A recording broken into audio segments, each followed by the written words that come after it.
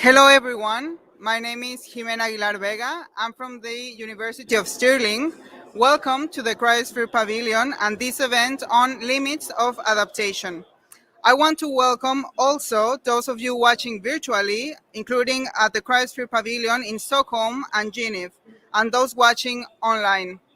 The first person I would like to introduce is Julie Brigham Gretty from the University of Massachusetts. Please, Julie.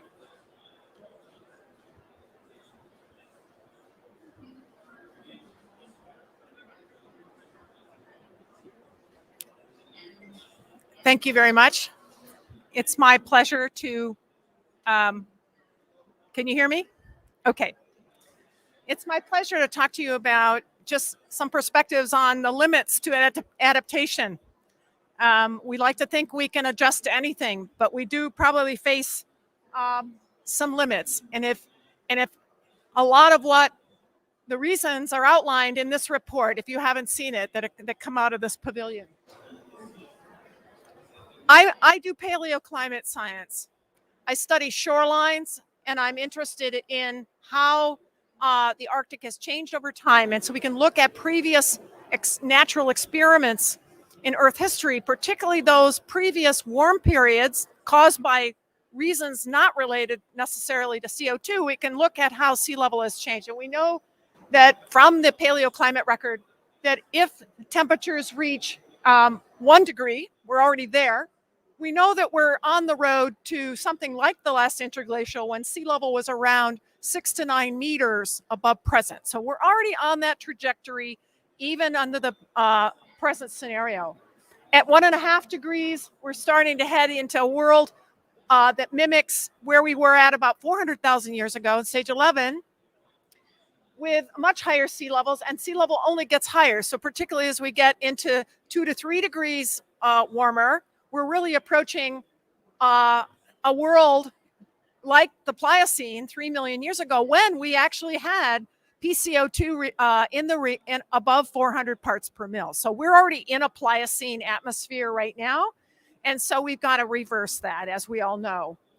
And it only gets worse. So the question is not how fast, but how much. And how can we change it? So this figure kind of shows that that story that I just told you. On the left is where we were in pre-industrial, and on the left-hand axis is the PCO2, and on the bottom are these different interglacial scenarios with sea level. The little pie charts give you an estimate of what we think may have melted to account for this, and we're still working on, scientific community is still working on trying to narrow this down. But certainly I think the important point is that we are already at 400 parts per mil, very much like the Pliocene scenario. And as I'll talk about later today, the estimates currently for the Pliocene are anywhere from 12 to 20 meters above present sea level, which could be in several thousand years. But certainly implies rapid sea level changes are underway. So we know that the Greenland ice sheet is losing mass, and you're going to hear this several times today if you stick around. We know that the Greenland ice sheet is melting quite quickly and losing mass, and this beautiful animation shows you the areas of Greenland, particularly southern Greenland, but a lot of the west slope that is losing ice mass relatively quickly. And just recently, of course, NASA has summarized a lot of the amount of ice that's being lost on an annual basis. And we have projections about what the ice sheet might look like even by 2300, which isn't that really that far away. And we know that the Antarctic ice sheet, we're going to hear a lot about that today. We heard a lot about it already from the LEADS group this morning about the instabilities with ice shelves and whether or not these ice shelves, if they radically collapse, we could see rapid changes in sea level. And so this has really important policy factors, which in this SROC report coming out in 2019, getting ready for Glasgow, is really about the role of policy in deciding the trajectory we're on. I'm preaching to the choir here about this factor, but we all understand there are serious consequences, which a lot of the public just doesn't quite understand. Another factor that's impacting adaptation is sea level rise and coastal erosion.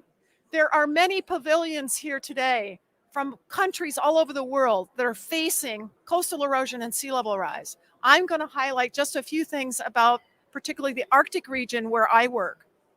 Much of the Arctic is, of course, surrounded by permafrost. The coastal regions contain frozen ice, and that frozen ice is very vulnerable to thermal warming and therefore rapid collapse in the permafrost. Around the Arctic, various science pieces of the science community, various members of the science community have been documenting the rates of retreat.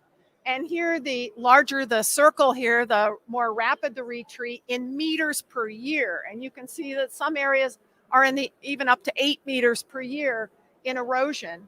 Particularly, you can see along the coast of Canada and the United States, but also throughout many parts of the Arctic. We're losing ground partly because of this frozen state. This frozen material contains a lot of methane. We haven't heard a lot in the last couple days about the permafrost and the methane release.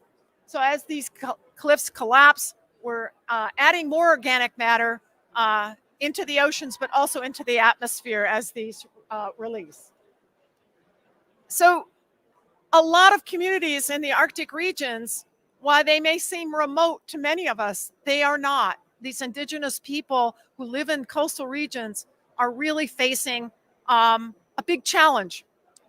Here is an example from just this summer where just off the Kuskokwim Delta, the Yukon-Kuskokwim Delta, during a king tide, so a full moon, new moon, sea level was so high that it flooded many villages.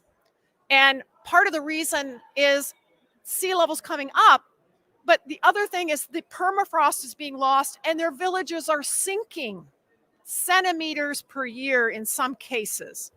So they want to know, a person living in this village might say, I've got a 5-year-old daughter. Can she live in this village when she's 30? Can she raise her family here? That's the questions we're being asked. These are the things that they're facing. Nobody wants to move from where they grew up. It's an emotional thing to do that and to move a whole community. And there are many communities, particularly in Alaska. Our big petroleum state of Alaska has 30-some villages that need to be moved. And only a few of these villages actually have any kind of managed retreat underway. And so it's a real crisis for many of these remote villages who need to move together as a tribe, as a clan, as a group. So I really like this proverb. If we don't change the direction we're heading, we're going to end up where we're going, which is kind of business as usual. And I want to come back to my own country, the United States. Estimates are that if we look at the Gulf Coast, Florida, and surrounding states, that in the coming decades, as many as 6 million people or more are going to be affected. They're going to have to move. There has to be managed retreat from these coastlines. Nobody's thinking about this. I just show this because I'm actually headed to the American Geophysical Union meeting in next month, and it's being held in New Orleans. This is the shoreline today. This is 1 meter. Now remember, New Orleans is a huge coastal port. We transport goods in and out of New Orleans all the time, and we have also all of the petroleum industries are not going to be protected. This is 1 meter of sea level change. And you can imagine what happens in a storm. You've heard about that on the news. This is 2.5 meters. So these low-lying areas are very vulnerable to change. No one is starting locally. Cities and communities are talking about what they need to do for managed retreat. But we need to do this, thinking about this on a bigger scale, get in front of it, because a lot of people are in harm's way, and we need to deal with this. I'm a physical scientist, but we really need to deal with the social science of what's in our hearts and our guts about moving whole communities. We also have a lot of infrastructure here, and it's astounding to me that places like, even in Florida, they're still planning to build high-rise buildings. This is a picture I took out of an airplane flight magazine back when we had them before COVID. Why would you have a 30-year mortgage on a building that's at sea level?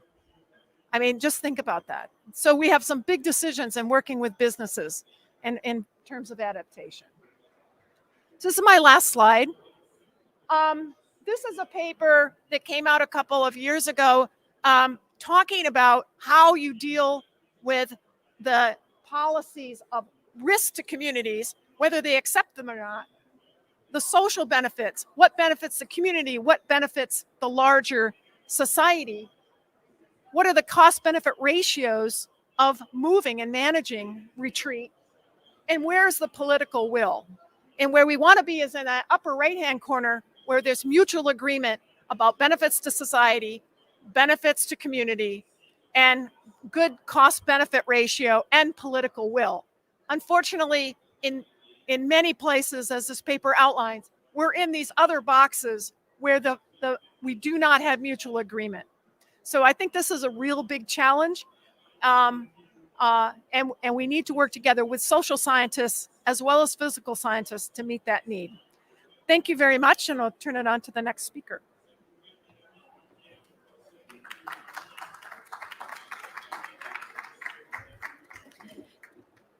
Thank you.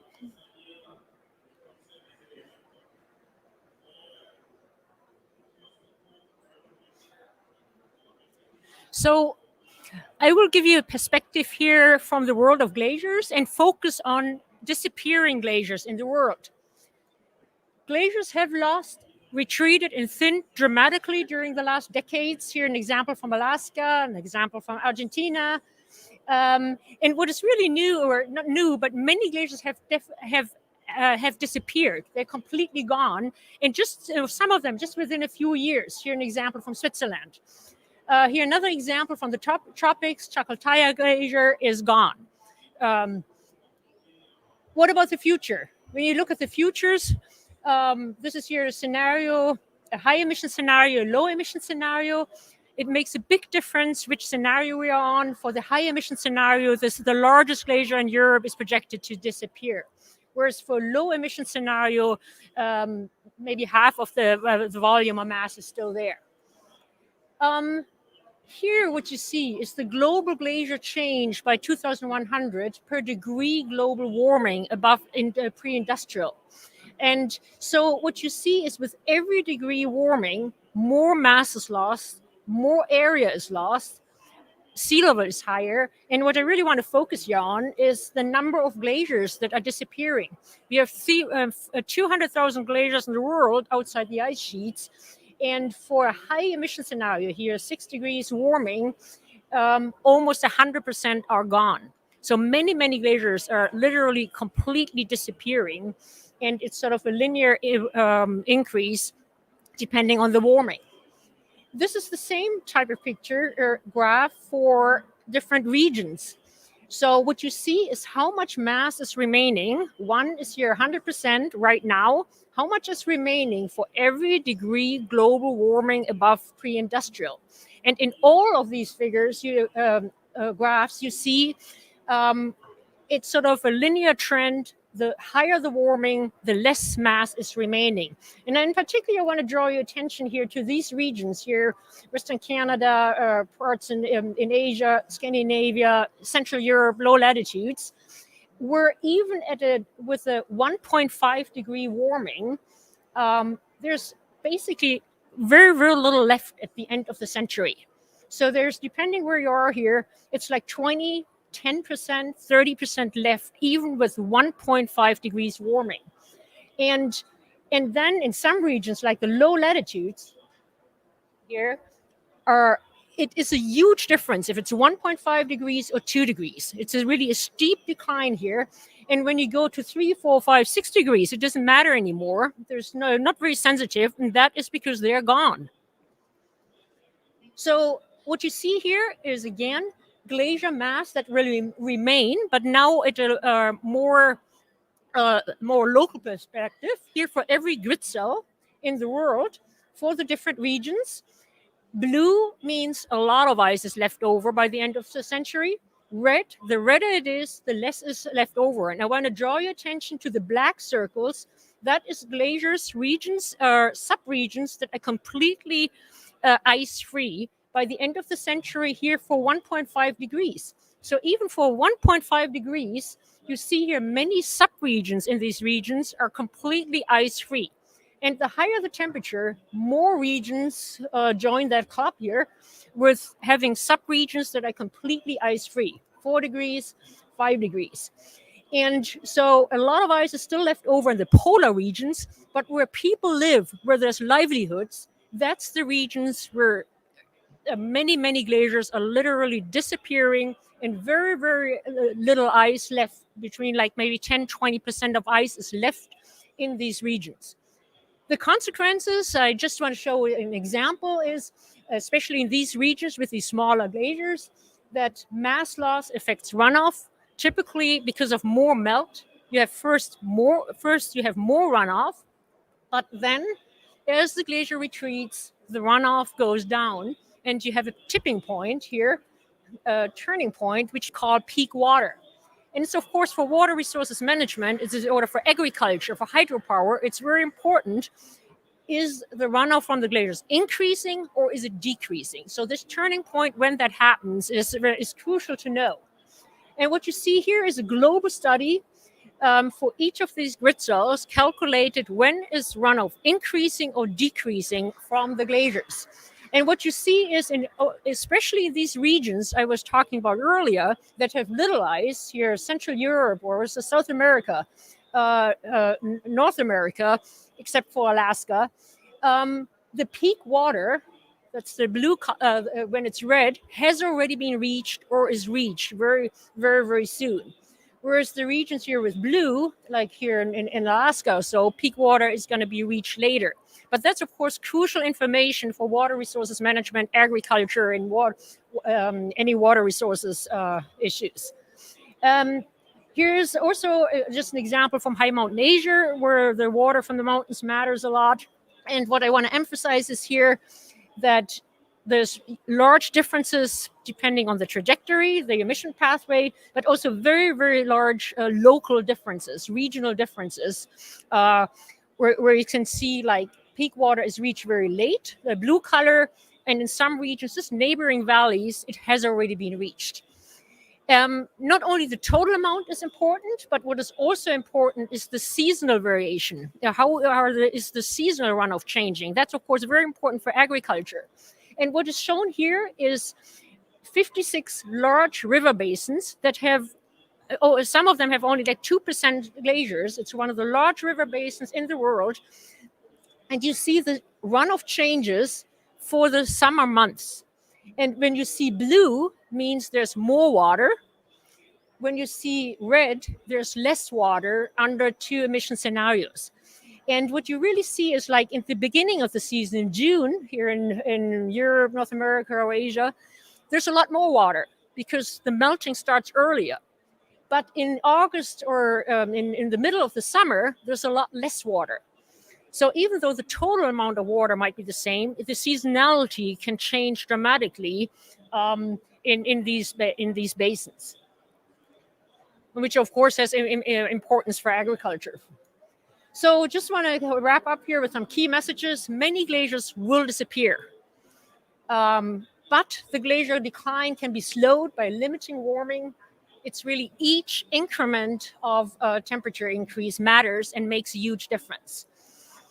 And the impacts, there's many, many impacts. I just focused a little bit on the water resources, but important is to know there's many different impacts, and the impacts vary regionally, and they're on very small scales. And that means also then for adaptation measures that they really need to be adjusted locally depending on the impact in the particular region where you are.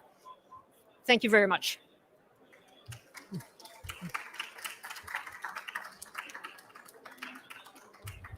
Thank you so much, Regine. Our next speaker is Georg Casa.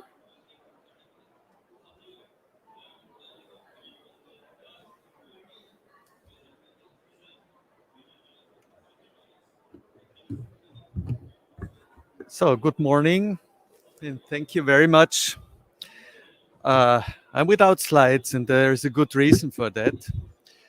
My name is Georg Casa. I'm a glaciologist, mainly working or having worked on tropical glaciers, and it sounds a little bit strange that I'm talking about adaptation limits, but I am still also a review editor to 2 chapters of Working Group 2 of the presently prepared IPCC report. And in the entire Working Group 2 report on adaptation, on vulnerabilities, the limits of adaptation are a big issue.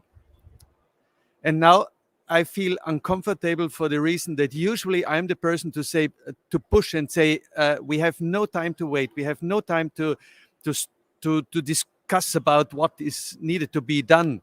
We should start this evening already in ACT, and I tell that already since 3 years. So the evenings have passed, as all have gone, or the next mornings. But this time I have to ask you for a bit of a patience.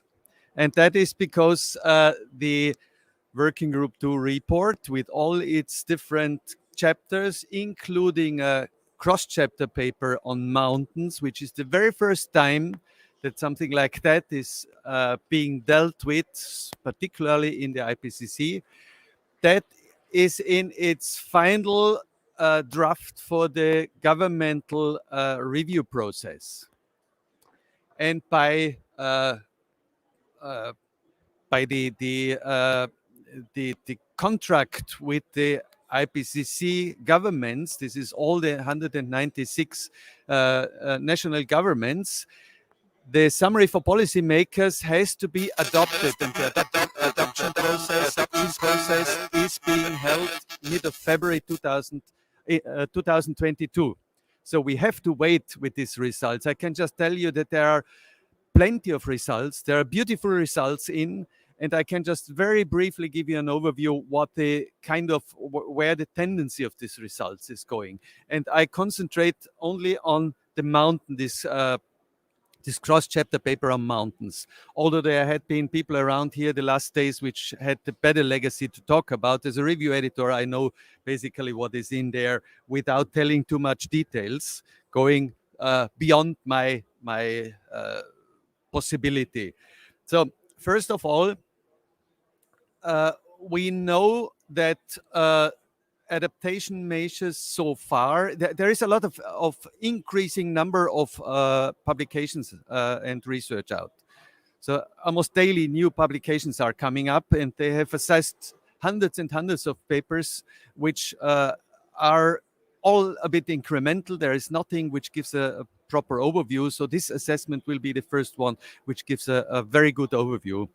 And one can say that so far, and this is just a very general statement, so far, the main adaptation measures have been taken by smallholders in agriculture, in agriculture and pastoralism, by small households. And yesterday we have heard that this is mainly done by females. Yesterday was the Gender Day, and we had a very interesting discussion here. So it's basically carried out by females.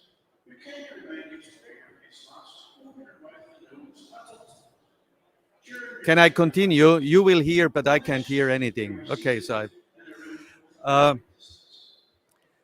there is very little on the level of private sectors and on the level of or the sectors of sanitation health. So those that could really do something on a bigger scale, there is little to be seen. On the other side, it is these long-term perspectives like healthcare, like sanitation, where these local small stakeholders, they cannot do very much. And it is basically, as I said, the females, because the male have all left for in many areas of the world, not everywhere, but in many areas they have left for work conditions, for work economic reasons, and so they are looking for money while the females are taking care of the small fields and the animals. You know all that. I'm not telling you anything new.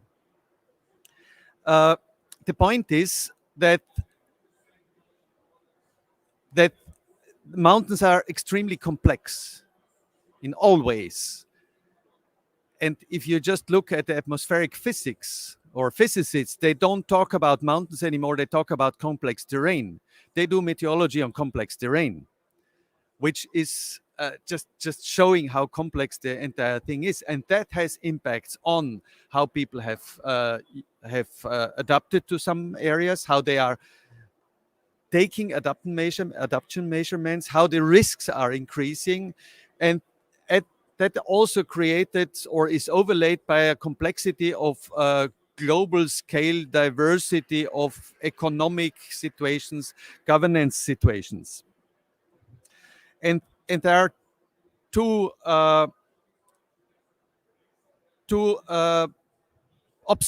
major obstacles towards adaptation. One is, of course, these hard obstacles, these hard limits of adaptation, and this is the biophysical adaptations. If the mountain falls down, you cannot adapt anymore, just in very hard words. But the other one is the soft one, and this soft ones, this is governance and the economics and the social cultural issues, and they are so slow that there is only this incremental adaptation measures taken by small communities, and nothing is transitional or sustainable. So there is a very big challenge being ahead. Not in every mountain region the same. If you compare the Alps with the Himalayas, it's totally different. And if you then go to the Andes, there is a totally different situation. And I would just end with two statements. One is modifying Regine's statement that every degree counts, or every increment. She has shifted from degrees to increments. I would say every 10th of degree pushes us further toward a limit of adaptation. So it's changing every day, and we are getting every day into more complicated situations. And the other statement is something I take from Pema Gyamcho, the director of ICIMOD, who yesterday has put it in such a nice way. And he said it's running away, or migration, which nobody likes to talk about, but it's running away. The people from the mountains run down the valleys because escaping from gulfs, from rock falls, from avalanches, and so on. The people from the lowlands, they escape from heat waves, they escape from storm surges, and they run up. And in the middle, there is something which is just already occupied too much, and that is something which is putting us into real limits of adaptation. So let me stop with that and remind you that the main report about that, with many, many details and interesting details, is coming out by mid-February, end of February 2022. Thank you very much.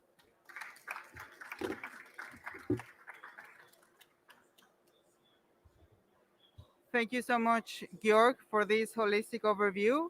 Our next speaker is Mark Suarez. Please, Mark.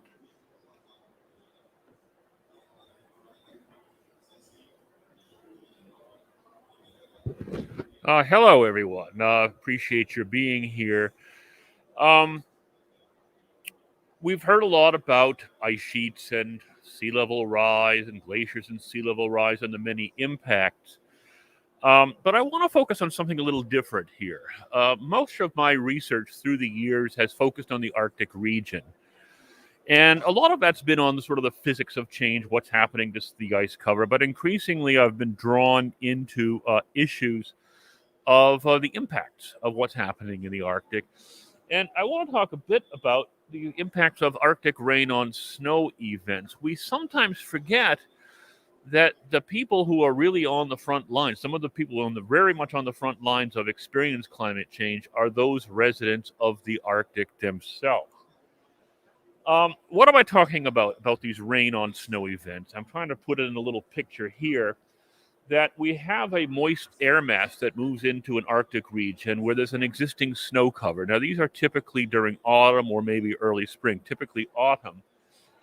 And so instead of snow, you get rain that falls on the existing snow cover. And then it gets cold after that. The storm goes through, cold front comes through, and you leave an icy crust on the snow. And that has many, many effects. It can impact, for example, polar bear and seal denning, slush avalanches, things like that. But one of the biggest impacts is on ungulates, like reindeer, okay, or caribou, which are essentially the same species. Muskox, for example. And there have been a number of recorded events of, for example, 30, 40, 50,000 reindeer dying over fairly quickly or extended period over a year because of these rain on snow events. And the reason for this is this icy crust, which can prevent foraging. And so the impacts of this can be quick, over a matter of weeks if they can't forage, or they can actually extend over a number of years through various generations. For example, a lot of calf mortality and things like that. Here's just an example of a situation where there were actually two rain on snow events, each of them leaving an icy crust. So here you see some reindeer right here. Reindeer and caribou are essentially the same species. Reindeer, of course, are semi-domesticated, and they have some morphological differences because of that, but they're essentially the same species. So, here's what I'm talking about is mortality. And it can be massive sometimes, 30, 40, 50,000 at a time. So other species, for example, there was an event on Banks Island some time ago where something like 20,000 muskox were starved because of such an event. And where the real concern is the people of the north who depend on the reindeer herders, like Nanette's reindeer herders, right? Who their entire culture is built around or focused around reindeer. They use reindeer for food. They use reindeer for transportation. Reindeer is used for clothing. It's fully embedded within their society. And these rain on snow events, which appear to be becoming now more common, is having very, very strong impacts. There's certain things you can do. For example, one can bring in supplemental feeding, things like that, but that costs a lot. You can move reindeer to better pastures, but that can take a long time. It can put stress on the reindeer. So there are a number of strategies that can be followed, but there's only so much that can be done. Of course, this is just another example. This is just showing part of a winter camp here. These are from Nanette's communities up north. We're a part of a large project through National Science Foundation trying to study this sort of thing. So I'm showing a bit from that study. Now, how common are these things?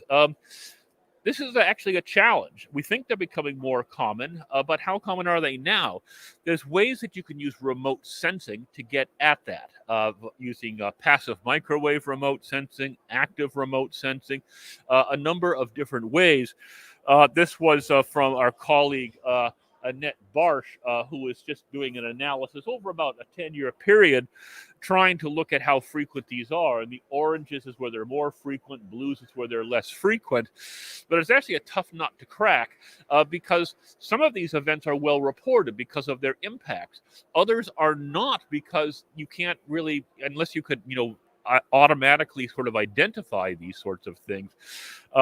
And so part of the project we've got, for example, is that we are working with reindeer herders and others to try and better understand these features and their frequency.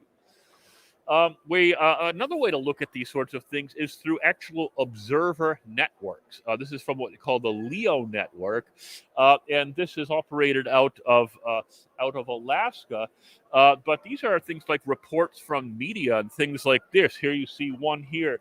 300 reindeer found dead in Kamchatka. That was actually a very small event in terms of reindeer mortality. what are these things associated with? Well, we're in terms of the meteorology of these things, we know that they're associated with what we call blocking events in the atmosphere. These are situations where the atmosphere gets in a certain configuration and things don't want to move around much or shift around much. Something like this, anyone here's a meteorology, and here's what you call, on the top left, a classic omega block. And these are often associated with these sorts of events. But what's very important, apparently, for a lot of these events is what we call atmospheric rivers.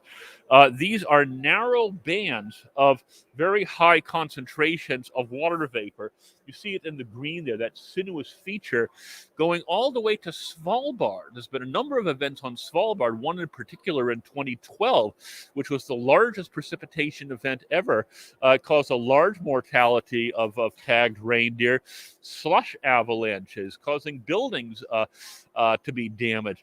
It actually warmed permafrost down to several meters because of the latent heat release when that rain froze.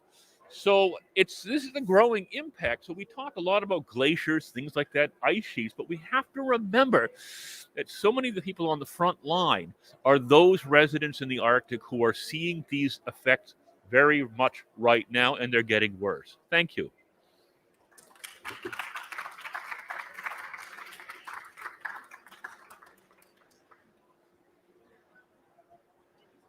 Okay. Thank you so much, Mark. Our last speaker on this event is Lexi Hoskins from the Arctic Angels.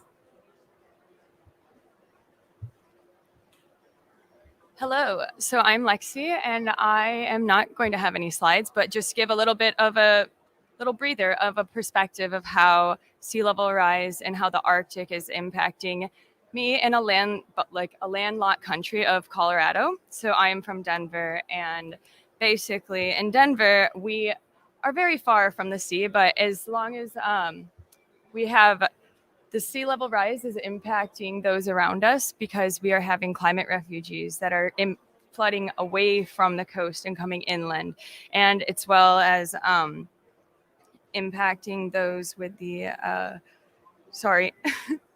getting around. Oh, okay, going back to it.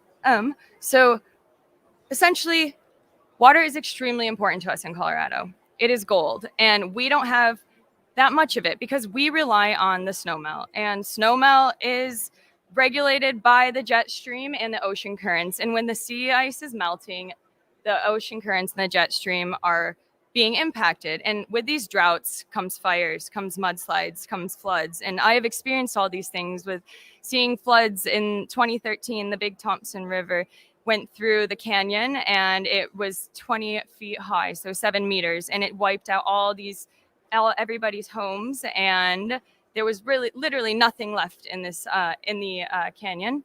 So we had to think about sea level rise. Oh shoot, I'm sorry, pardon me. So in the Rockies, basically, we rely on this water to help with the impacts on both the socio and economic standpoint. So we rely on the water for drinking, for agriculture, and for ski and tourism. And our ski industry is $4.8 billion annually. And if we don't have this water, and what is the Rocky Mountains without the snow? And I don't know if there are some people from Colorado here, I'm pretty sure, but not everybody is here. And without the snowpack, we are losing a lot, both in jobs and in tourism and what we are seeing. And beyond that, with the fires, we are seeing that 20 out of 20 of the largest fires in the past 20 years, all these 20s, have been happening in Colorado. And of the very last year, so in 2020, we had the largest fire. It was 325 miles squared, which is 150,000 football fields, which is a giant amount. And luckily, last year, we did not have as big of fires, but this is only because there was nothing to burn. And we experienced the fires from Idaho and California and Oregon.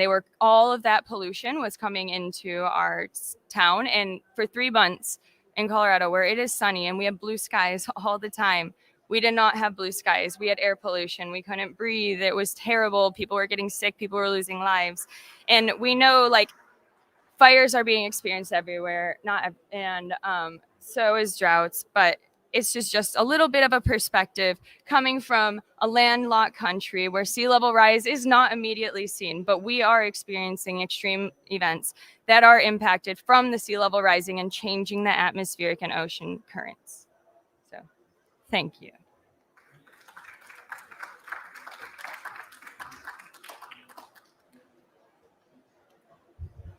So thank you so much to all of our speakers. I don't know if someone would like to ask or have some questions online as well. Okay, so I don't know. Any questions here? No? Okay, great. So thank you so much. Please join us at 1 p.m. We will have great presentations on Antarctica and Paris goals, risks of massive sea level rise. Thank you so much for joining us today.